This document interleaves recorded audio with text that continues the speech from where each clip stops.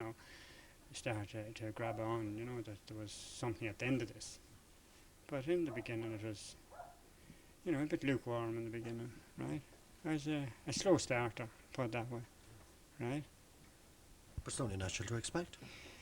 No, I wouldn't think so because No, that most pupils obviously is going to take them. no, the pupils that were with me were gone past me.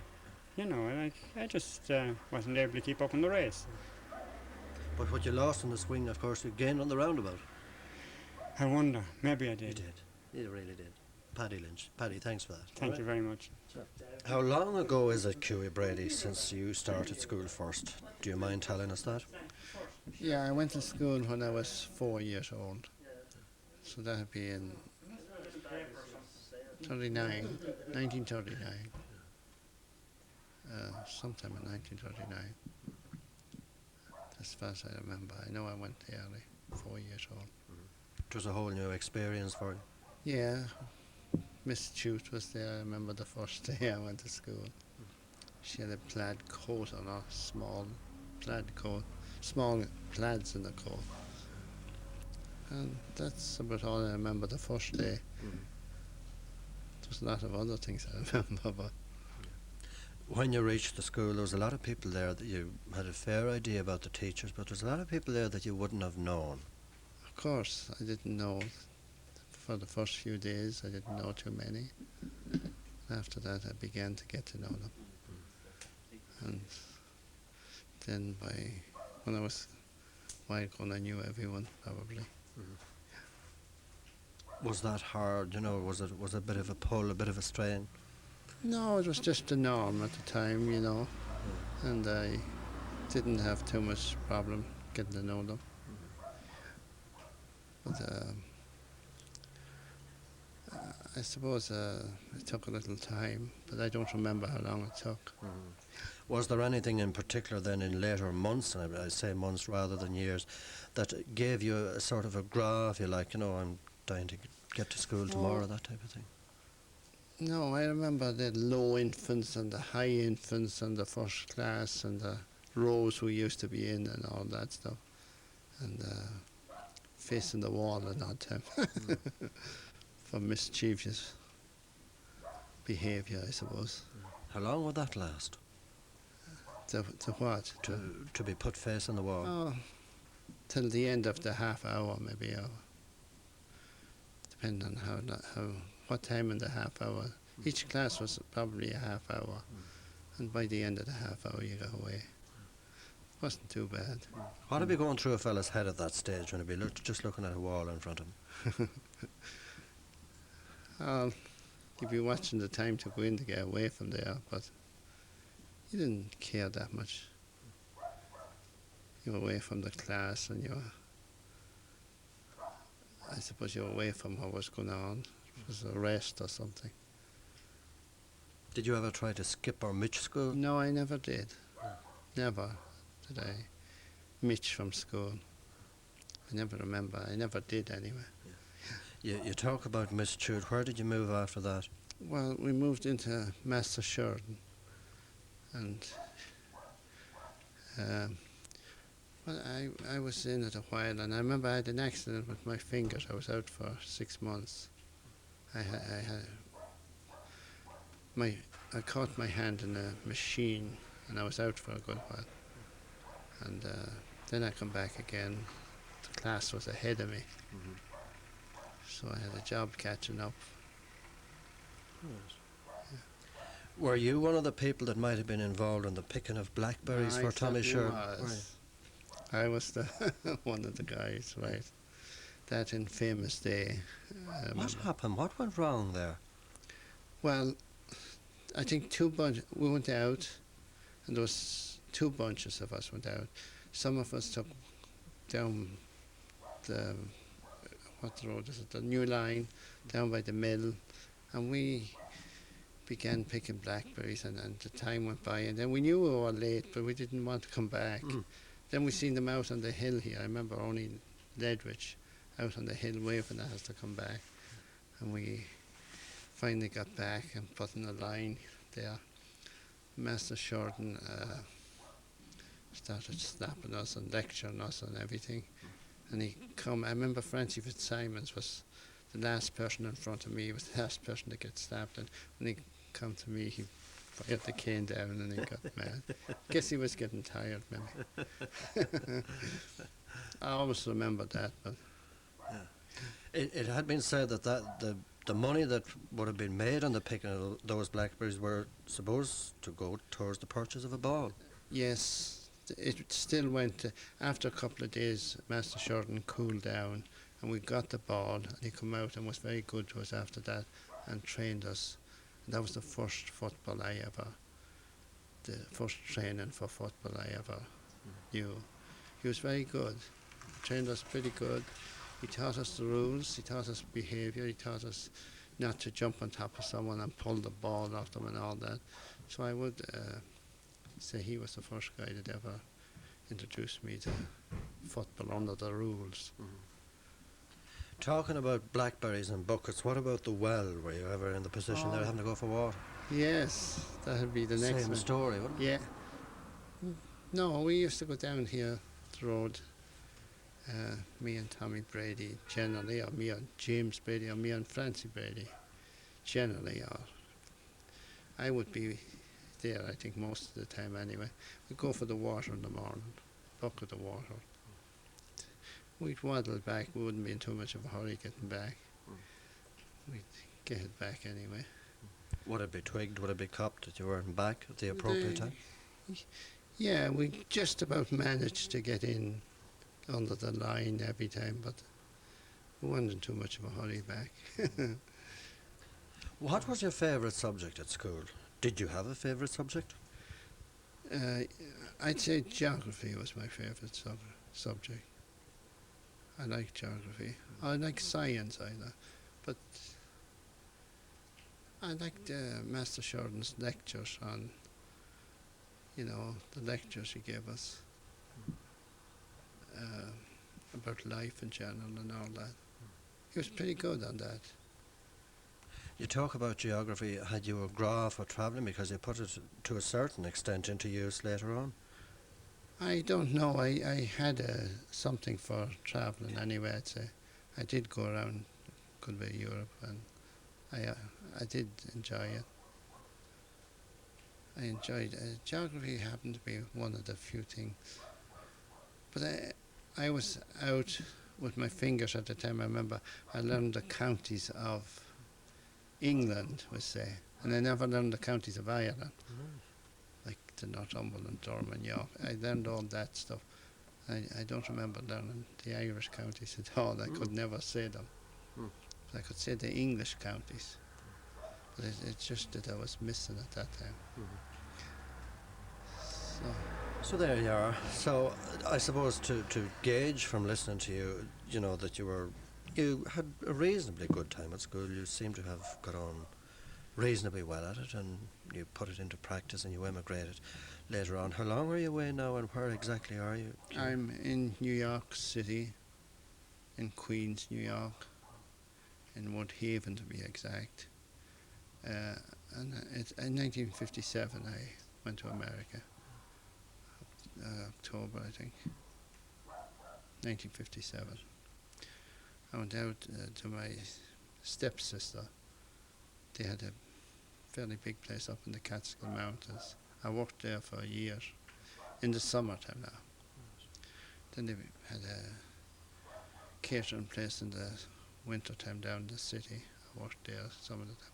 I worked as a carpenter the rest of the time, and then I began and I got in with the city.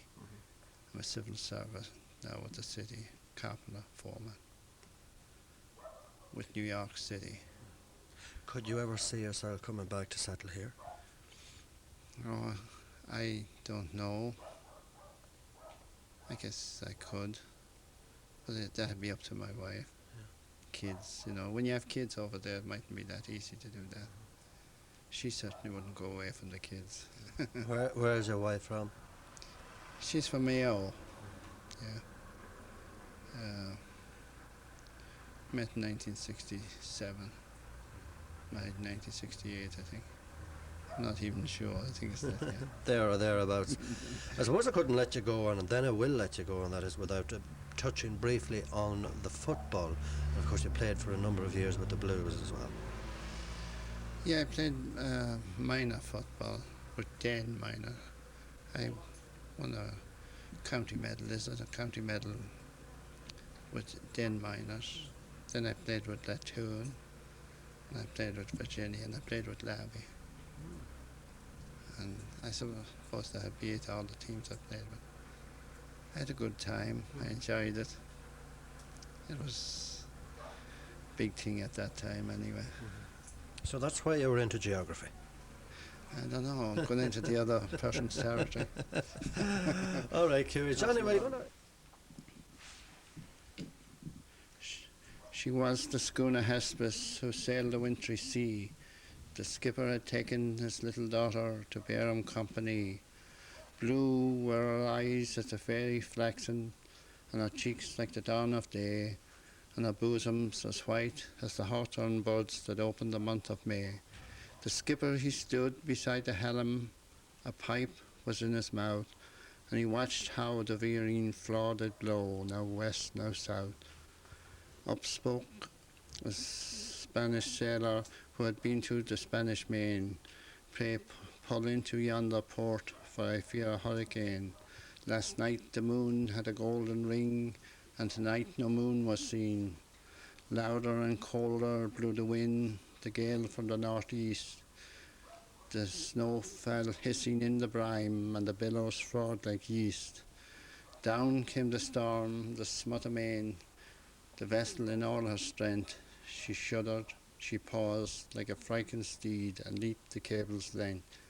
Come hither, my little daughter, and do not tremble so, for I can weather the roughest scale that ever wind a blow. He wrapped her warm in a seaman's coat against the stinging blast. He cut a rope from a broken spar and bound her. He cut a rope from a broken spar and bound her to the mast. Oh, Father, I hear the sounds of guns. Oh, say what may that be? Some ship in distress that cannot live on such an angry sea. Oh, Father, I see a dreary light. Oh, say what may that be? The father never answered a word. A frozen corpse was he. Blast to the helm, or stiff and stark, and a lantern gleamed through the sky. Oh. And a lantern gleamed on the gleaming snow on her fixed and glassy eyes. And the maiden prayed that safe she might be, and she thought of Christ to still the waves on the lakes of Galilee. The salt sea was frozen in her breast, and there was salt here. There you go. You can call some of the people all the time, that's the old saying. right. Some of the people, but you can't call them all the time. Oh, that's right. And that's the way the world goes round, I suppose. That's right. Good, bad, and indifferent. Indifferent. Right, Sean, we're going to have a chat with you because the purpose of this is, of course, the part of our celebrations, and we'll be talking about a little bit about the school days. And you weren't any different than anybody else insofar as that you started school at one stage as well. What do you remember of that first day? I remember Hughie Brady coming up the line and bringing me from Correagh. He tells me today I wanted to get back home, and that he took me aboard and he left me at the school here on his back. And I thought I was going to be killed because he was doing an awful speed. I thought. But I suppose when you're young you think these things. Hughie was a good runner though, Oh, he was a good runner. He ran for the cross country and everything. And in the evening time, he must have left me back a copping across. I remember getting off his back and in on my mother's bicycle. When I got that far, she was coming to meet me. This was during the break. It must have been during the break. I can't remember now. It must have been when she was coming to meet me. He was going on this race over the road with me. So that's the most I remember. And I remember Red John at the back of the door and his mouth open and him roaring. And you know the sound of coming from that man when he'd be wanting to get out. Absolutely. And when we wanted to get out at the breaks, he had to be taken aboard with 2 or 3 and held there till we got out and got shutting the door again to keep him there. So that was my first. I think that was the first day now John was shouting now. Right.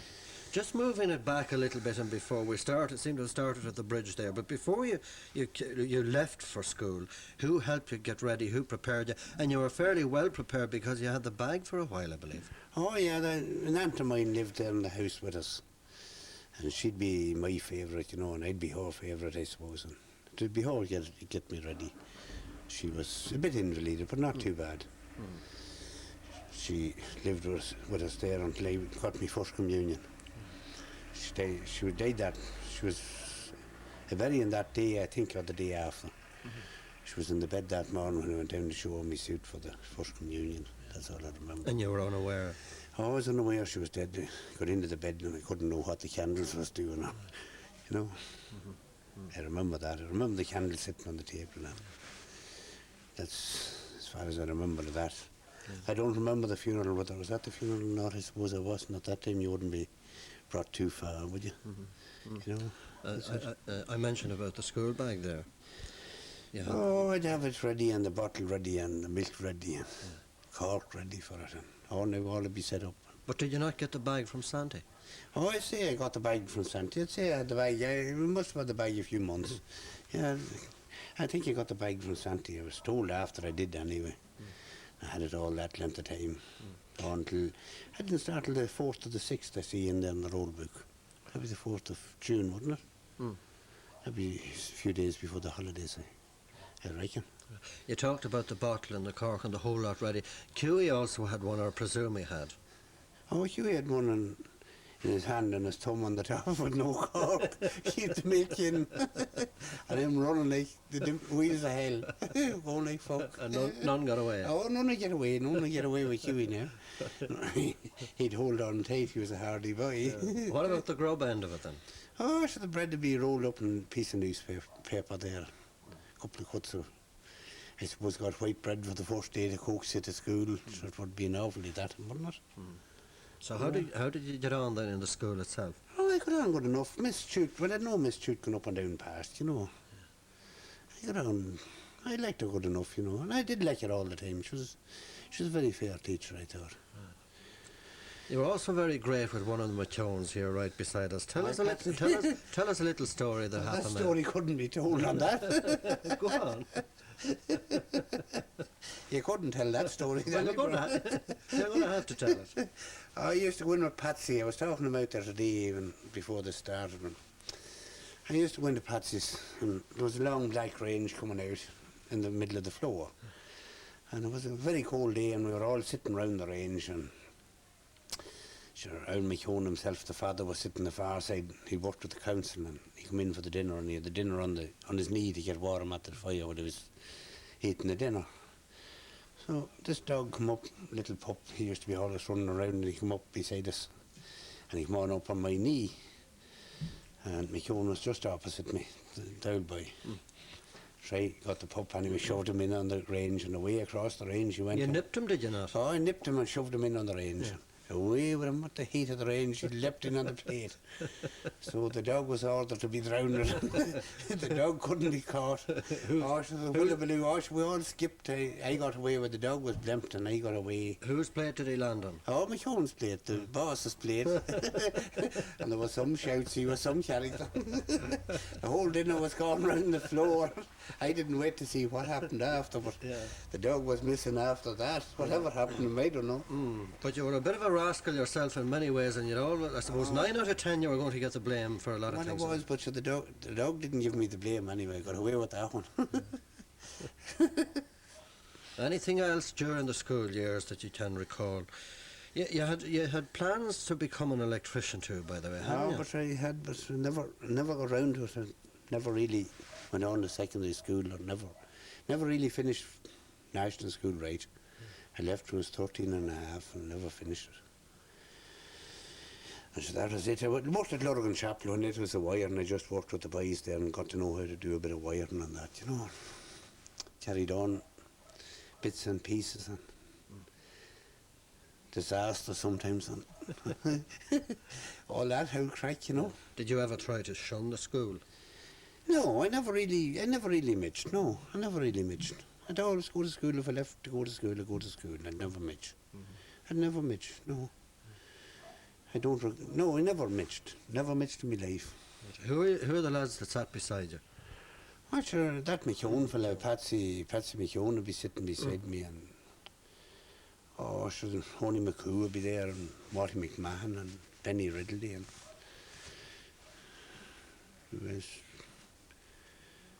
I suppose that'd be the most of the boys from the Coppin Road, you know, from that way over there, you know. Right. To be Tommy Caldwell then from the Billisses.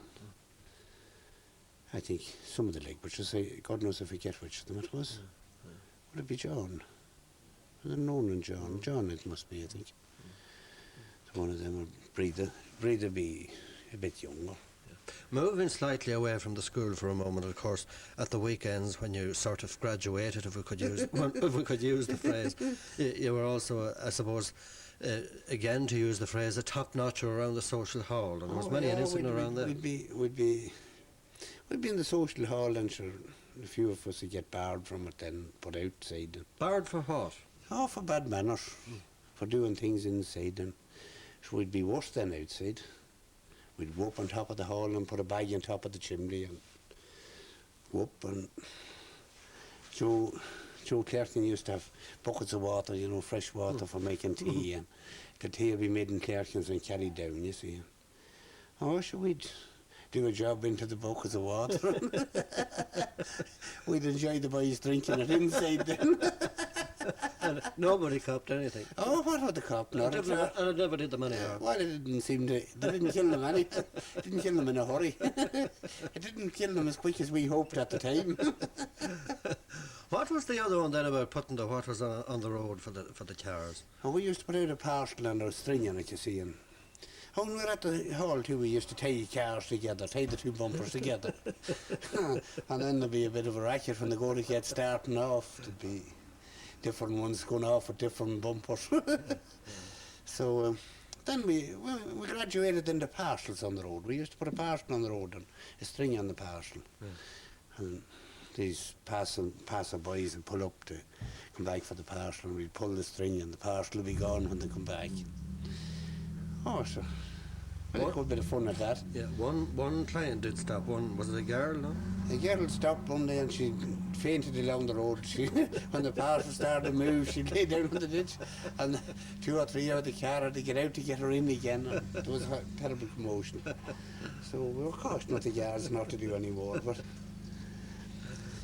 so that was the most of that parcel. Right. You didn't play much football or any, did you, in the schoolyard? No, I did. I played a fair bit of football in the schoolyard, but I never went on a team. I hadn't that much interest in playing football. I was more interested in farming and messing about like that, you know, have a son and spare time when I get home. I was always interested in machinery, I suppose, and tractors and that, you know, from a very young age. Despite some of the caper that you went on with, and obviously it was all to do with a bit of fun and what have you, and never really meant to be any harm at the back of it, naturally enough. Were you It wasn't costly, you know, and I never done any harm to cost anything. No, You know? no. Were you satisfied, you know, that for the term that you did spend at school that you picked up a fair bit, or do you feel if you had to take it a little bit more serious that you might have maybe put more into it and got more from it, or...? Well, I suppose if there was a different type of education or a different type of teaching at school at the time, I would have got that bit more out of it. I suppose it wasn't that encouraging to go to school, you know. You weren't praised for anything you done right. You got, no matter whether you done it right or wrong anyway, you got into trouble anyway, you know. Yeah. You'd prefer a slap, are you saying, than a lecture? Oh, the lecture was the last board. The lecture, I didn't like the lecture at all. The slap, you were finished and gone. But if you had to stay in or sweep the floor or do something like that, it was worse. Yeah. You know. Right. And can you recall anything from the dry toilets out at the back? Oh, no, sure. We won't talk about them at all. They're not going to be mentioned. Is it a sore or a dirty point? It is a dirty point. They wouldn't be tolerated today at all. What did you do? And you did obviously do something there. No, you couldn't. We couldn't. We would not go any further with them now. We're not hear nothing about them at all. There was everything done there. Right. But you're there, yeah, so it was all all a bit of fun. all a I bit- got away and I got on well, and yeah. I suppose I did learn a bit in the school. I used some of the education for good things and some of them for bad things, and that's the way it happened. And that's the way it is yet. And that's the way it is right. Well, sure, that's it, and sure, that's what makes the whole thing. Anyway. That's What it. about the weekend itself? What were your impressions of this? This weekend here, I thought it was a magnificent turnout. I was amazed at it. I knew it was going to be a success from the very word go, you know, but it was better really than I thought it would be. You know, the weather is a bit against it, but after that, it couldn't be any better, could it? You milked a goat too before you started school. Oh, I milked the goat every morning before I started school. And the morning my sister was going to join the nuns. There was a photograph taken and it's in the book. That's my sister Kathleen. She was joining the nuns that day. She left the nuns after that, some years after that. She was leaving at that time, she was leaving for good. She was never allowed home. That was the understanding, like when she was joining the nuns, that she'd never get home. Her order was to join and never get home. So she was going that day, I think around 1 or 2 o'clock. So she must have been around with me that morning before I went to school.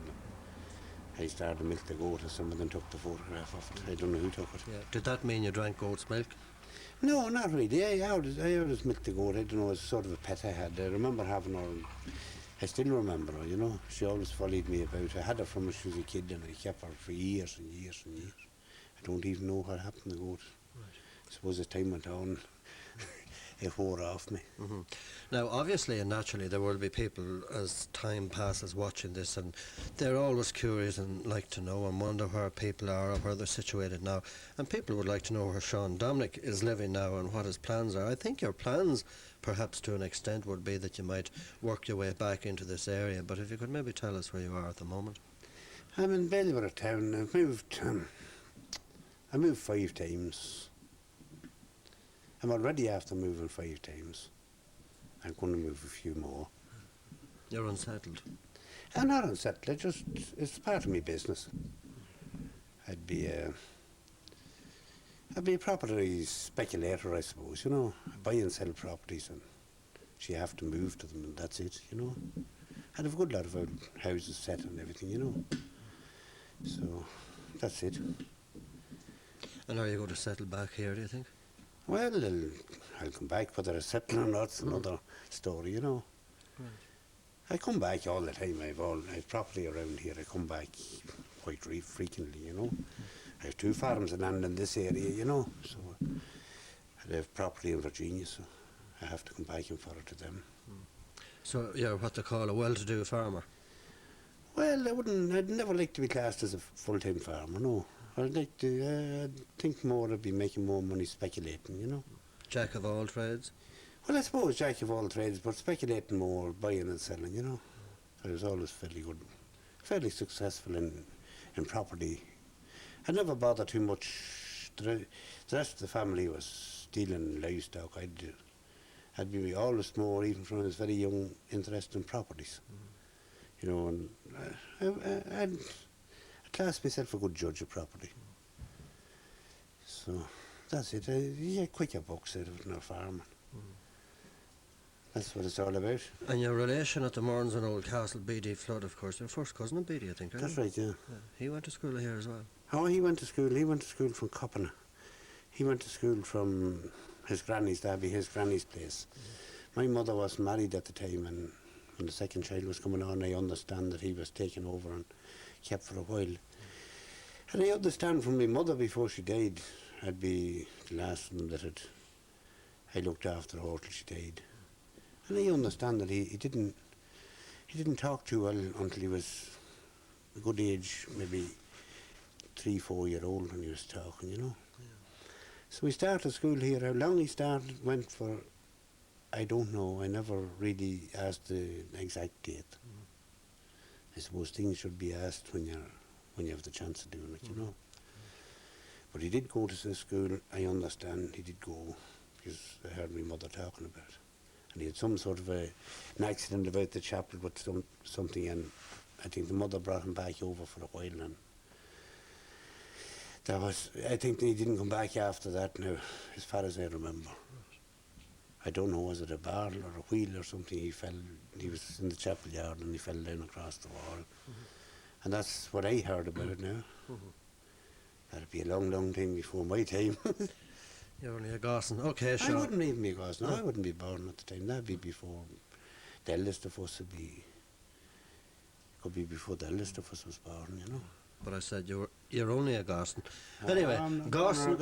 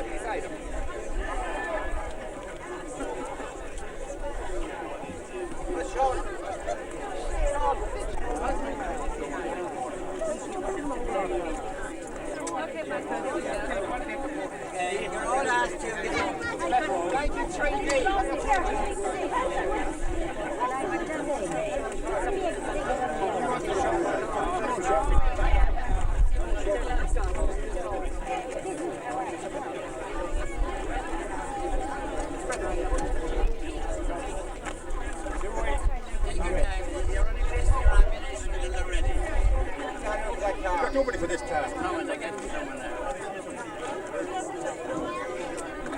Jimmy Fitzsimons is just... Starting. All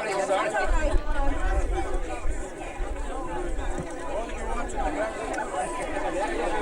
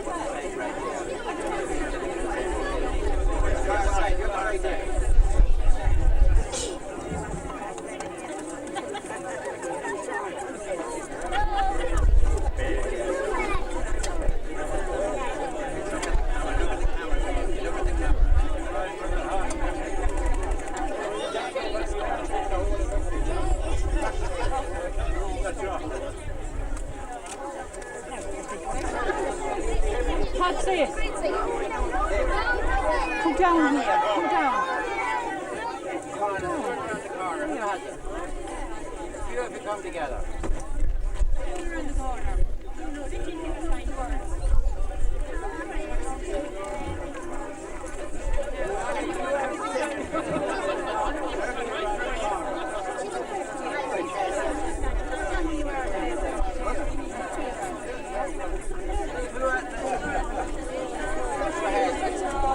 We'll have to start you again.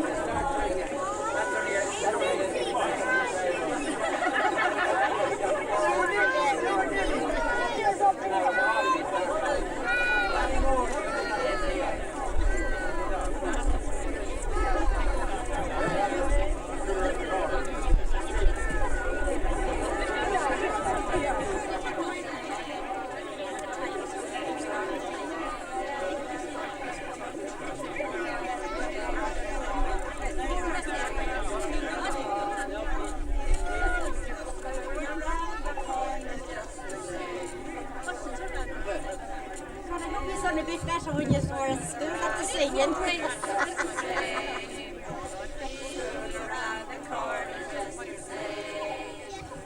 Hasn't changed at all. The table's in the hall.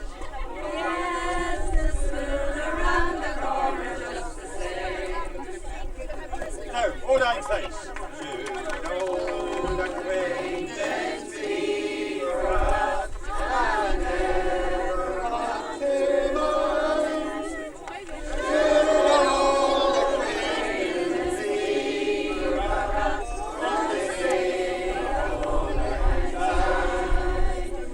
Our old lang syne, my dear, our old lang syne. We'll take the cross of our lives, for the sake of old lang syne. Perez, oi.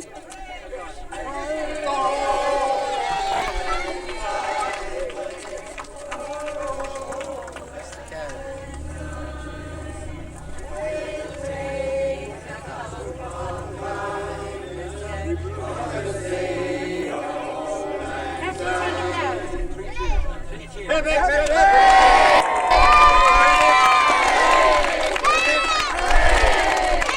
Thank you all for coming. I hope you enjoyed every minute. We did anyway.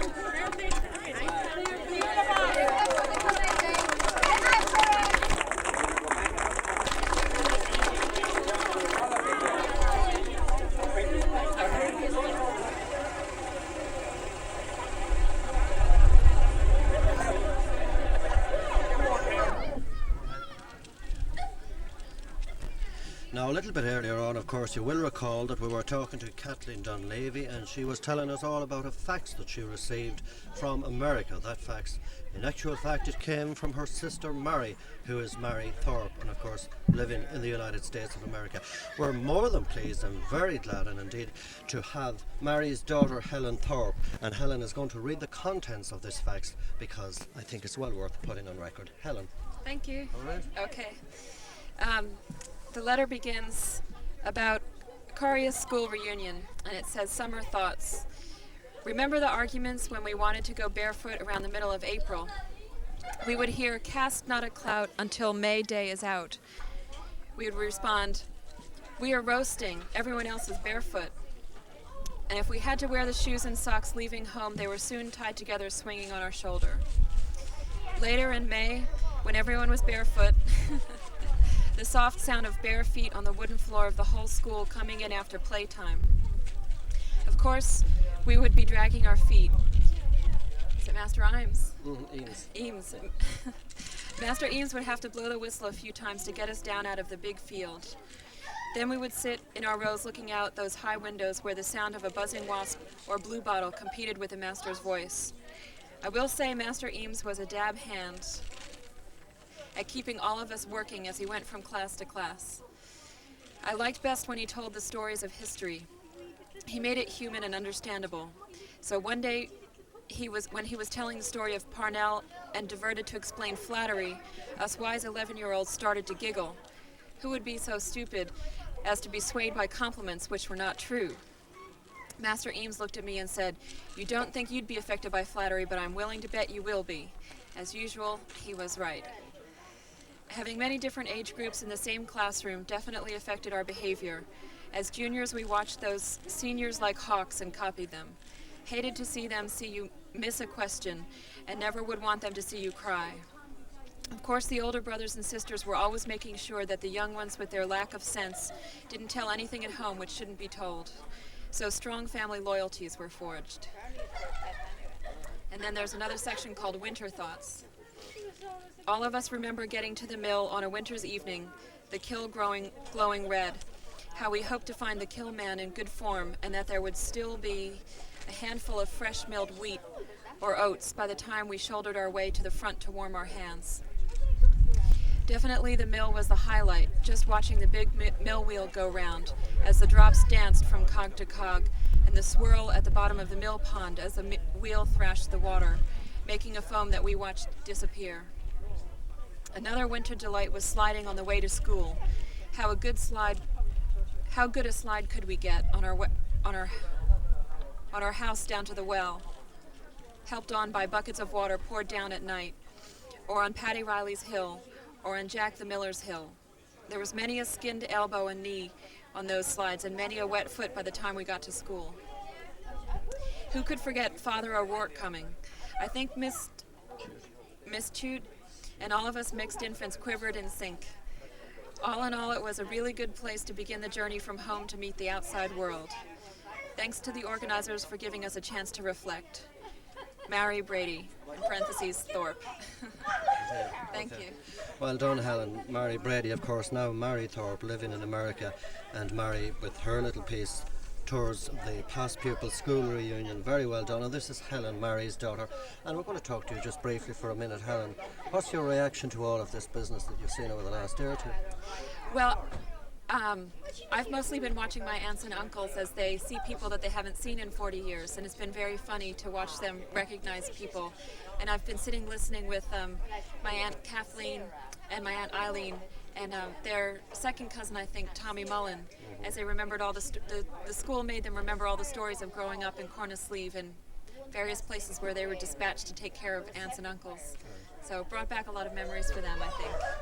Okay, right, on that note, and of course, when you return home back to America, don't forget, but give our regards from everybody here at Correagh School to Mary and indeed Larry. Well, this is John O'Reilly from Drumgora. John, now I know that we talked before, but you're here now and the big weekend has arrived, and you're probably, if you don't mind me saying so, the oldest swinger in town because you're coming up to 90. Are you impressed with what you've seen so far? I'm very happy with what I've seen. Very pleased. And the weather turned out great for it, didn't it? The weather was a great friend.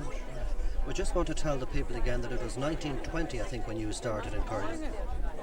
Or was it 1920 or thereabouts? I suppose it was, yes. You had spent a short term at Latoon School. Yes. Right. Did you see many people during the afternoon that you hadn't seen in a long time? Well, I've seen quite a lot. Yes, quite a lot. And you're enjoying yourself? Very much. Very much. It's a long time ago from you started off the first day, isn't it? Yes. Yes. Well, it's great to know that you've been enjoying the day, and the weather, of course, is so fair. Enjoy the day very much. Right. And you have some members of your family here as well. Yes. Okay, John, thanks for the little chat, all right? We'll talk to you later. all God right? bless. Okay. Now, I understand that Paddy Brady, is it Paddy Luke Brady? He was one of the first names to go into the roll book, while the last in 1971 was David Fitzsimons. So we have David here, and I think we'll have a brief word maybe with David if we can just walk across. You tell us that you were the last to go into the roll book. That didn't mean that you were the only pupil here when the school closed up, I presume. Oh no, I don't think so. No, there was 7 or 8 of us, I think.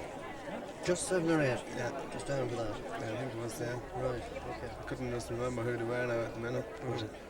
Sure, it's in the roll book too, isn't it? Right. So what other memories have you from your school days, David?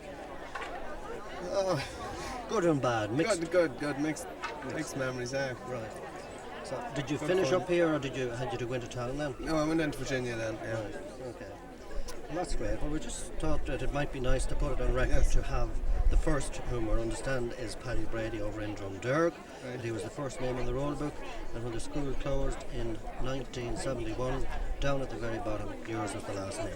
That's David Fitzsimons from Ahicashel, and of course John O'Reilly, who is coming up on his 90th birthday very, very shortly. All right.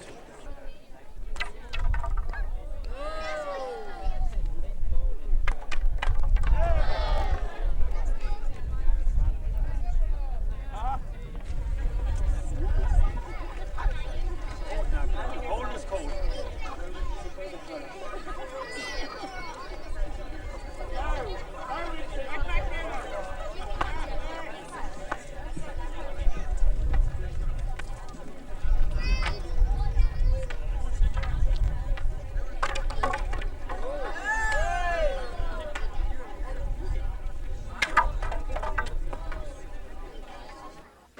Well, there you are, in the brilliant sunshine and final day of our past pupils reunion. We're delighted to be joined by Teresa Rooney, because I think the last time I was talking to you, Teresa, would have been about 25 or 6 years ago, so it's lovely to see you once again. Thank you very much, Michael. I'm sure it's that surely since I spoke to you last, and I'm delighted to be here, and I would like to thank the committee very much for the invitation to come back, and I would like to congratulate you all on a wonderful weekend, and there's great credit due to everybody.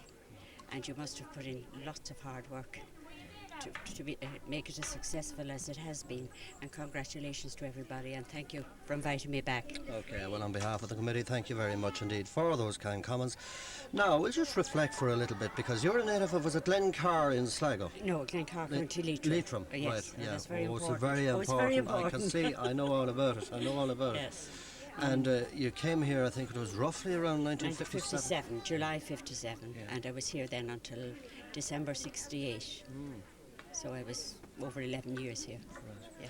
Was- 11 very happy years, I must say. Was this your first post, obviously? It was, yes. It was my first post, yes. So what was your first reaction of the area when you came into it? Obviously it needed a bit of adjusting inside. Well, not really, because I was born and reared in the country and that, and I was quite happy to come to a rural school, a small school, and that. I think if I had to start off in an urban area at that time, it would have been more of a cultural shock for me. But I was used to a rural area, and I was very happy to be here at that time. And when you arrived here, of course, you had, was it Master Eames, obviously? Yeah. It was. You replaced Miss Chute. That's right, yes, and that was a hard act to follow, I can tell you. And I heard about Miss Chute during all my years here. She must have been a wonderful lady. I think I met her once or twice, yes, while I was here. But she was certainly a hard act to follow. Did that leave you a little nervous? Oh yes, definitely. As a young teacher, it definitely did. Yes. You see, I suppose something like this, on a past pupils reunion, people are inclined to, not that it makes any difference, but they're inclined to get the calculators out and work the years and all this type of thing, and we can walk people maybe into a trap insofar as that you're only about 19 or 20 when you came here. That would have been, yeah. In or around to the nearest couple of years. Yes. Give or take a month or two. Exactly. Yes. Right. Apart from the teaching, what interests had you, you know, in socialising or outside school? Outside school, we played a lot of badminton in those days. And then, of course, there was always the dances in the Farmers Hall and the cinema in Oldcastle, yes, amongst other things. And then there was the library. There was a very good library in Virginia. So there was plenty of social life. So there was, and I thoroughly enjoyed it. I made great friends, lifelong friends. So I did. What about the pupils and the names of pupils? I know it's maybe not fair to put you on the spot or to, you know, are some names that would ring a bell with you, the people that would have went through your hands, if you want to put it that. I suppose over the years, you see, and I've put so many pupils through my hands since then, that sort of family names I would remember, but individual pupils, apart from the few who would have lived close to where I was in with Miss Brady, I wouldn't remember, you know, very much about individuals, but families certainly, you know. Yeah. Now, when the school and the rumour obviously went out that the school here was to close in 1971, did that mean that you were to move at the same time, or had you plans to move to Dublin before that? I had already moved at the end of '68, yes, and I was very surprised and saddened when I heard the school was closing, or had closed. I think it was afterwards I heard about it, but I had moved to Dublin before. There was no mention of it closing when I was leaving. You see, I had finished, I think it was around 64 or 5 or thereabouts. Yes. I know that I spent, just talking about here for a minute, I spent, I think it was about 12 months with Miss Chute, and then you arrived. Yes. There. So I'm sure it was a change for you to go from... Yeah, it was a change, all right, but you know, people talk, and obviously there's a certain amount of talk about teachers and has been on this, you know, but in general the talk has been quite good, because you know the way sometimes they too can get the blame for this, that or the other, but the talk has been very good in general about the teachers here. And I would have to say that when somebody asked me the other night for a change how I had got on at school, I was very pleased, and I don't think I was ever the victim of a little bit of a tip, or maybe there wasn't cause for it, I don't know.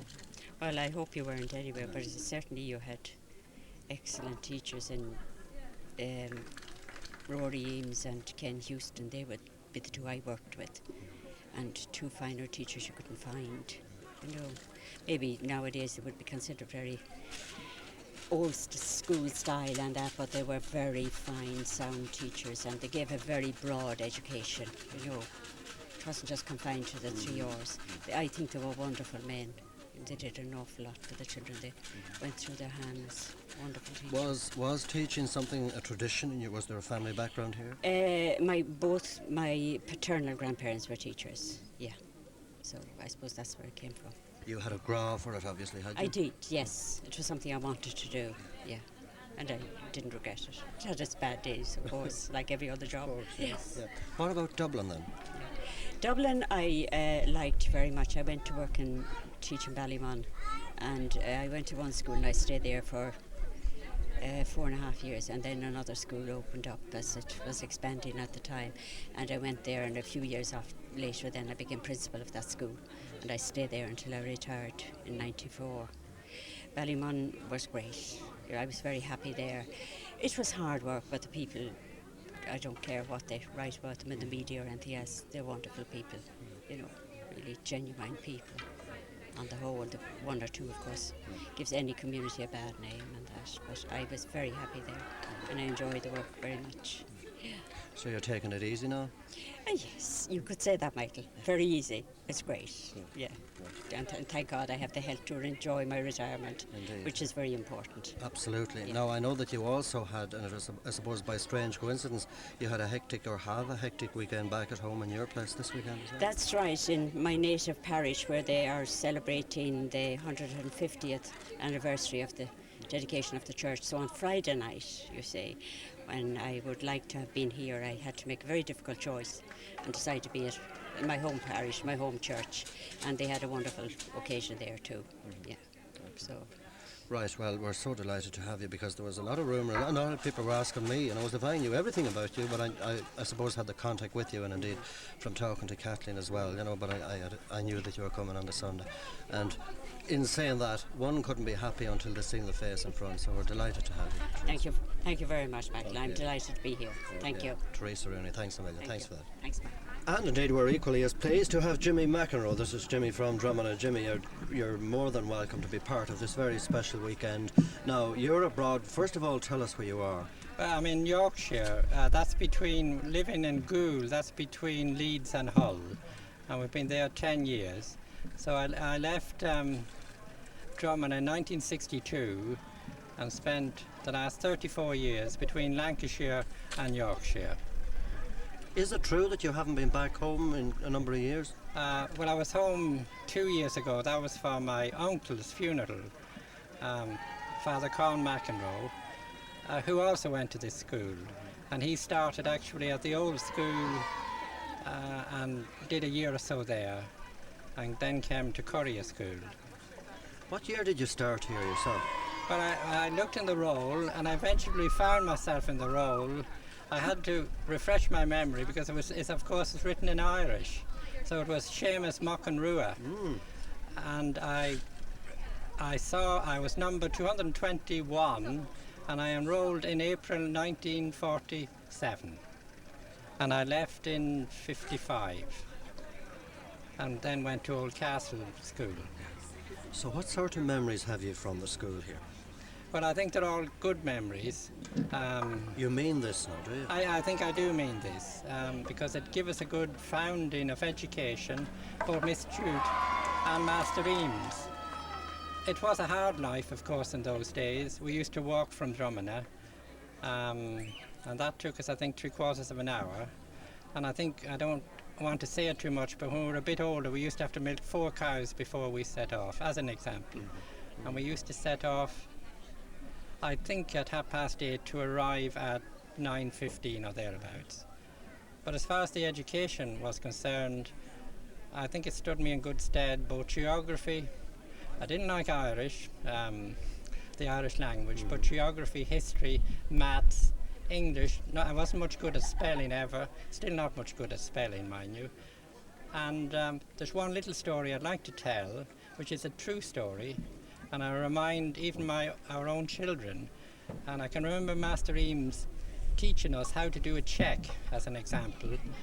And to do a check in those days in the... This is a check as in writing a check out? Writing a check instead of money.